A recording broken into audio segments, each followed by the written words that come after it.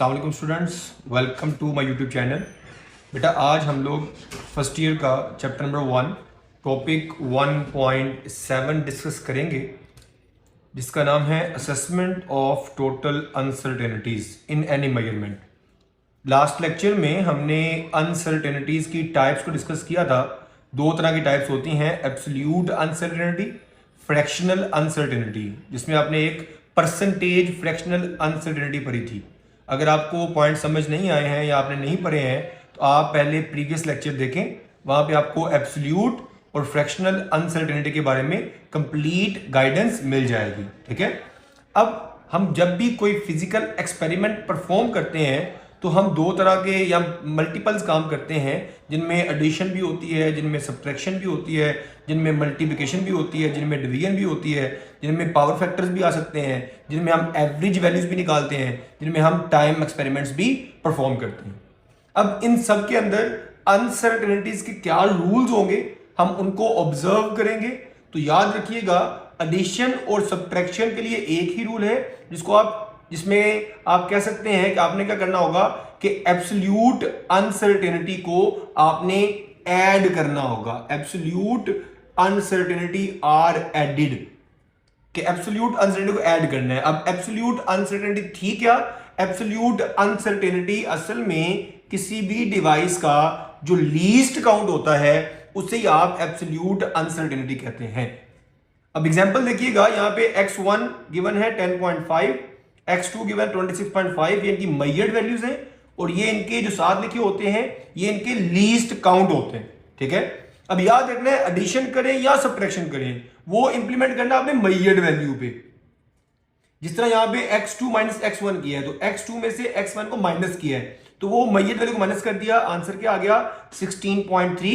लेकिन अनसर्टेनिटी ने हमेशा ऐड होना है, चाहे वो एडिशन करें चाहे सब्ट्रैक्शन करें, लेकिन अनसर्टेनिटी आपने एडिशन और सब्ट्रैक्शन में हमेशा ऐड अप करनी है। तो हमने क्या किया है 0.1 0.1 इनको ऐड करना है, 0.2 हो जाएगा। Is clear?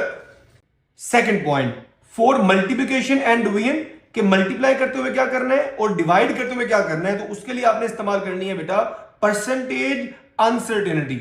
और आपने करना क्या होगा, जो चीजें मल्टीप्लाई हो रही होंगी या डिवाइड हो रही होंगी आपने उनकी परसेंटेज अनसर्टेनिटी पहले निकाल लेनी है और फिर आपने उनको ऐड कर देना है और फाइनल रिजल्ट में वो एडिड अनसर्टेनिटी आप प्लेस करते हैं। लेट्स सपोज आपके पास वोल्टेज गिवन है, करंट गिवन है, उनकी वैल्यूज गिवन है और आपसे कहा जाता है कि आपने क्या कैलकुलेट करनी है बेटा, रेजिस्टेंस निकालनी है। रेजिस्टेंस का फॉर्मूला क्या होता है बेटा आपके पास, V ओवर I। तो V की वैल्यू पुट की, I की पुट की, वैल्यूज कौन सी यूज करनी है आपने, वैल्यू इस्तेमाल करनी है मेजर्ड वैल्यूज, ये इसकी मेजर्ड वैल्यूज होती हैं। तो रेजिस्टेंस आपने सिंपल तरीके से निकाल लेनी है, 6.19 रेजिस्टेंस आ जाएगी। लेकिन क्वेश्चन ये होगा कि जो फाइनल रेजिस्टेंस आई है इसके साथ अनसर्टेनिटी क्या होगी, तो उसके बारे में हम ये बात कर चुके हैं कि हमने उनकी परसेंटेज अनसर्टेनिटी को ऐड करना है। तो सबसे पहले क्या करेंगे, हम वोल्टेज की परसेंटेज, करंट की परसेंटेज, फ्रैक्शनल अनसर्टेनिटी निकाल लेंगे। कैसे निकालेंगे, उसके निकालने का प्रोसेस मैंने आपको बताया हुआ है लास्ट लेक्चर में कि आप क्या करते हैं, least count divided by measured value multiply by 100। तो ये इसका लीस्ट काउंट, ये इसकी मेजर्ड वैल्यू मल्टीप्लाई बाय 100, तो आंसर क्या आ गया बेटा 2%। इसी तरह करंट की निकालेंगे, उसका आंसर आ गया है 6%। तो हमने क्या कहा था कि परसेंटेज निकाल लेनी है फिर उनको ऐड कर देना है। तो इन दोनों को ऐड करें कितना हो जाएगा 8%। मैंने यहां प्लेस किया है कि जो रेजिस्टेंस आई है 6.19 ओहम विद 8% अनसर्टेनिटी, मतलब इसमें जो अनसर्टेनिटी है वो कितनी होगी, 8% होगी। लेकिन हमारे पास जो डाटा गिवन है क्या उनकी अनसर्टेनिटी परसेंटेज में लिखी है, हरगिज नहीं, वो तो नंबर्स में है। तो हम फिर क्या करेंगे, हम अपने फाइनल आंसर की जो अनसर्टेनिटी है उसको भी नंबर में लिखेंगे। कैसे लिखेंगे, 6.19 का 8% निकाल लेंगे। किसी भी नंबर का जितने परसेंट निकालना होता है आप उसको मल्टीप्लाई करते हैं 8 के साथ, डिवाइड करते हैं 100 के साथ, तो आपके पास आंसर आ जाता है। ये इसकी फाइनल अनसर्टेनिटी होगी जो हम फाइनल वैल्यू के साथ प्लेस करेंगे। तो फाइनल रिजल्ट क्या हो जाएगा, 6.19 प्लस माइनस 0.5 इसकी अनसर्टेनिटी होगी, साथ इसका यूनिट आ जाएगा ओहम। थर्ड पॉइंट है पावर फैक्टर, कि अगर कोई वैल्यूज फॉर्मूले में एज अ पावर इस्तेमाल हो रही है तो उसके लिए क्या करेंगे, तो उसके लिए भी आपने निकालनी बेटा परसेंटेज अनसर्टेनिटी ही है। करना क्या होगा, मल्टीप्लाई कर देंगे पावर को किसके साथ, परसेंटेज अनसर्टेनिटी के साथ, कि जो पावर होगी उसको उसकी परसेंटेज अनसर्टेनिटी से क्या करेंगे, मल्टीप्लाई कर देंगे। एग्जांपल देखिएगा, यहां पे आर रेडियस गिवन है 2.25 प्लस माइनस 0.01 सेंटीमीटर क्यूब। ये यहां पे रेडियस है जो सेंटीमीटर में होगा, सॉरी। यहां पे क्या करेंगे आप लोग, इसकी सबसे पहले परसेंटेज अनसर्टेनिटी आप कैलकुलेट कर लेंगे। कैसे निकालेंगे, least count over measured value multiply by 100, so answer will be 0.4%। आपने करना क्या था, परसेंटेज अनसर्टेनिटी को मल्टीप्लाई करना था पावर के साथ। अब पावर कितनी है इसकी बेटा, आपके पास वॉल्यूम निकालना आपने, तो वॉल्यूम का फॉर्मूला क्या होता है, 4/3 पाई आर क्यूब। तो यहां पे फॉर्मूले में आर की पावर देखें बेटा कितनी आ रही है, 3।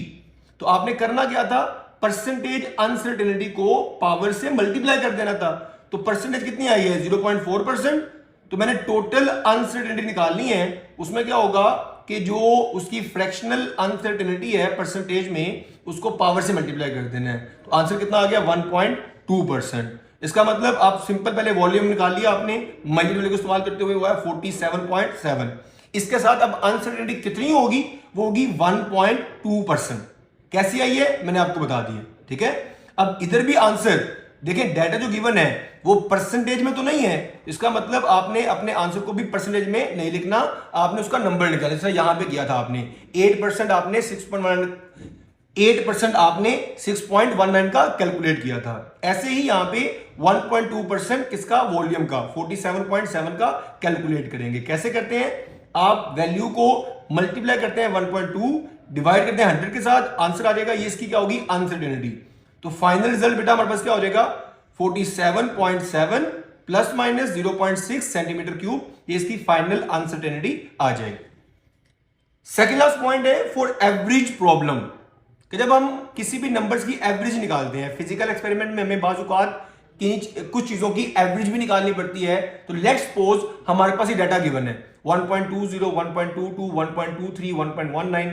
ये मैंने सारे एग्जांपल्स आपकी बुक से लिए हैं ताकि आपको कनेक्ट करने में आसानी हो। अब इनकी एवरेज निकाल लेंगे। एवरेज कैसे निकालते हैं, वेरी सिंपल, सबको ऐड करें, जितने नंबर्स हैं उन पे डिवाइड कर दें, एक एवरेज नंबर आ जाएगा। अब एवरेज की अनसर्टेनिटी क्या होगी, उसको कैसे निकालेंगे, उसके लिए क्या करेंगे आप लोग, डेविएशन निकालेंगे। किसके डेविएशन, एवरेज की हर नंबर से डेविएशन। कैसे निकालेंगे, 1.21 माइनस 1.20, इनका डिफरेंस निकालते जाएंगे। तो पहले का डिफरेंस कितना आ गया, 0.01, फिर 1.21, 1.22। जो बड़ी वैल्यू है उसको आपने पहले रखना है, छोटी वैल्यू को बाद में रखना है, और उनका डिफरेंस निकाल के आपने तमाम की तमाम डेविएशन निकाल लेनी है। और फिर आपने क्या करना है, जो डेविएशन आई हैं उन डेविएशन का भी मीन निकाल लेना है। तो मीन ऑफ डेविएशन ये कैसे निकालेंगे, जिस तरह ये किया था आपने, कि तमाम की तमाम को जमा करेंगे, जितने नंबर में डिवाइड कर देंगे, तो मीन ऑफ डेविएशन आ जाएगा। और असल में यही आपकी क्या होती है, फाइनल अनसर्टेनिटी होती है, 1.21 plus minus 0.01 millimetre. Is that clear बेटा। लास्ट पॉइंट है बेटा for time experiment. Time experiment में क्या करते हैं, आप डिवाइड करते हैं लीस्ट काउंट को किससे, नंबर ऑफ वाइब्रेशन के साथ। ये सबसे सिंपल, सबसे आसान है, इसमें कोई प्रॉपर रूल नहीं है। सिंपल तरीके से आपने जितनी वाइब्रेशन होती हैं, आपने तमाम की तमाम डेरिवेशन को, तमाम की तमाम कैलकुलेशन को, इवन के लीस्ट काउंट को भी आपने उसी नंबर से क्या कर देना होगा बेटा, डिवाइड कर देना होगा। लेट्स सपोज हमारे पास 30 वाइब्रेशन का टाइम गिवन है 54.6 सेकेंड। कितने के लिए, 30 वाइब्रेशन। T30 का मतलब ये था 30 वाइब्रेशन। इसका लीस्ट काउंट, स्टॉप वॉच इस्तेमाल कर रहे हैं, उसका लीस्ट काउंट कितना है, 0.1 सेकेंड। अगर हमने टाइम पीरियड निकालना है तो टाइम पीरियड क्या करते हैं, टोटल टाइम को जितनी वाइब्रेशन होती हैं उस पर डिवाइड कर देते हैं। और चूंकि यहां पे 30 वाइब्रेशन थी, 30 पे डिवाइड कर दिया। T30 क्या है आपके पास, 54.6 प्लस माइनस 0.1 सेकेंड। ये इसकी मेजर्ड वैल्यू है, ये इसका लीस्ट काउंट है। जब टाइम पीरियड निकालेंगे तो मैंने यहां पे टाइम पीरियड का फॉर्मूला प्लेस किया है कि आप टोटल टाइम को जितनी वाइब्रेशंस होती हैं उस पर डिवाइड कर देते हैं। अब हमने क्या किया कि जब टाइम पीरियड निकाला है तो टोटल टाइम को जितनी वाइब्रेशंस हैं उन पे डिवाइड कर दिया। मेजर्ड को भी कर देना है, लीस्ट काउंट को भी कर देना है, इंतहाई सिंपल तरीके से। तो जो आंसर आएंगे वही आपका फाइनल आंसर होगा, वही आपकी फाइनल अनसर्टेनिटी होगी। होप सो बेटा आपको ये पॉइंट अच्छी तरह समझ आ गए होंगे। इनको दोबारा देखिए, जहां मसला हो वहां पे आप कमेंट सेक्शन में मेरे से पूछ सकते हैं। लेक्चर में बहुत जल्द हाजिर होंगे। अल्लाह हाफिज।